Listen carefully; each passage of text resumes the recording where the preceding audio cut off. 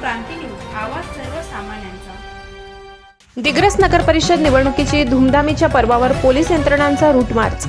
दिग्रस नगर परिषदेच्या धामधुमीच्या पर्वावर दिग्रस पोलीस स्टेशनचे कर्तव्यदक्ष ठाणेदार वैजनाथ मुंडे साहेब व सर्व पोलीस यंत्रणा यांचे मार्गदर्शनाखाली निवडणुकीवर नियंत्रण आणण्यासाठी व लोकशाही कायदा व सुव्यवस्था अबाधित राहावे याकरिता दिग्रस शहराच्या मुख्य मार्गाने पथसंचलन करून सर्व दिग्रसकरांना लोकशाहीचे व शांतीचे संदेश दिले।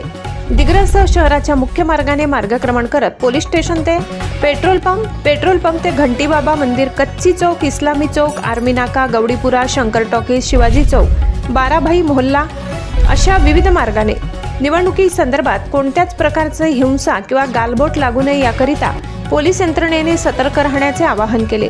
महाराष्ट्र क्रांती न्यूज, किशोर कांबळे, तालुका प्रतिनिधी।